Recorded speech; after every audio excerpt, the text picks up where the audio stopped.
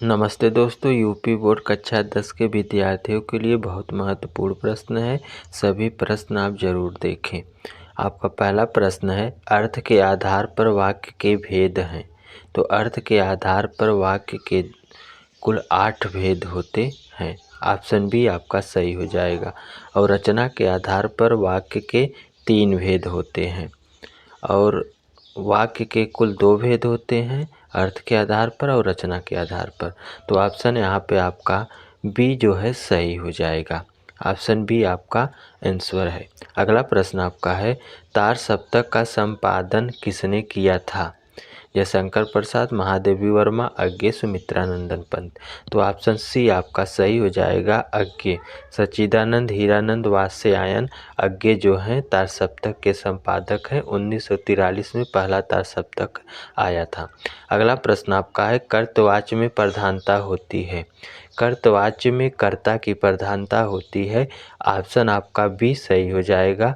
कर्तवाच्य में कर्ता की प्रधानता होती है। ऑप्शन बी आपका सही है। अगला प्रश्न आपका है, जिस समास का पहला पद संख्यावाची हो और उससे समुदाय का बोध होता है उसे कहते हैं।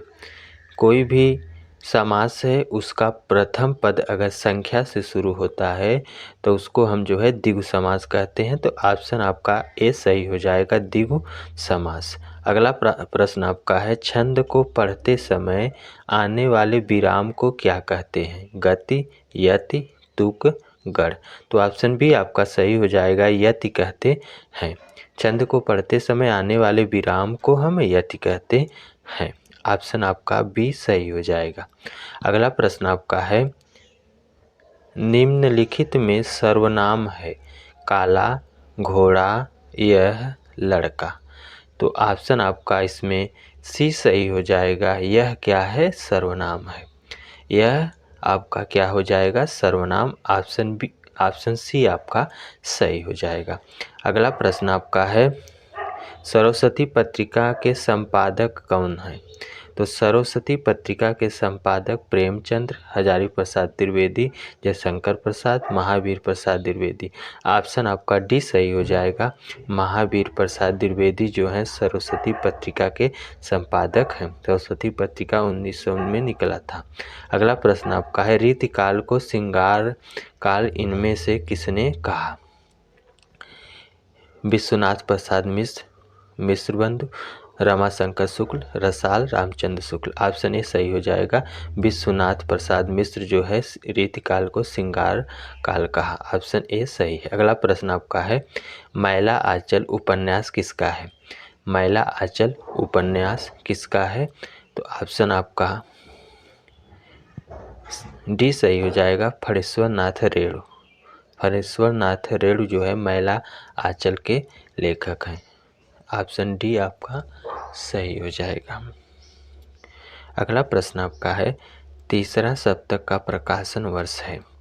तो पहला तार सप्तक 1943 में, दूसरा 1951 में, तीसरा जो है 1959 में। ऑप्शन ए आपका सही हो जाएगा। 1959 में जो है तीसरा सप्तक का प्रकाशन हुआ था। ऑप्शन आपका ए सही है। अगला प्रश्न है, वानर का तद्भव रूप क्या है?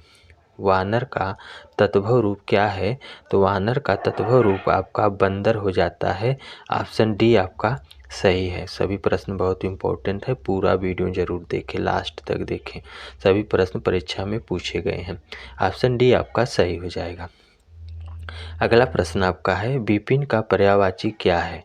विकास, बांसुरी, जंगल, स्थिरता। तो ऑप्शन आपका सी सही हो जाएगा, जंगल। विपिन का पर्यायवाची जंगल होता है, आरण्य होता है, आरण्य जंगल। तो ऑप्शन आपका सी सही हो जाएगा। अगला प्रश्न है, नवरात्र में कौन सा समास है? नवरात्र में कौन सा समास है? द्विगु समास, कर्मधारय समास, द्वंद्व समास, बहुव्रीहि समास। तो ऑप्शन आपका ए सही हो जाएगा, द्विगु समास है। नवरात्र में द्विगु समास है, नवगिनती शुरू हो रहा है इसलिए यहाँ पे द्विगु समास हो जाएगा।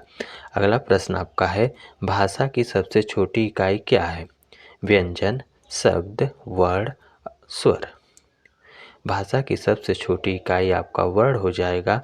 ऑप्शन आपका सी सही हो जाएगा, वर्ड। वर्ड जो है भाषा की सबसे छोटी इकाई है।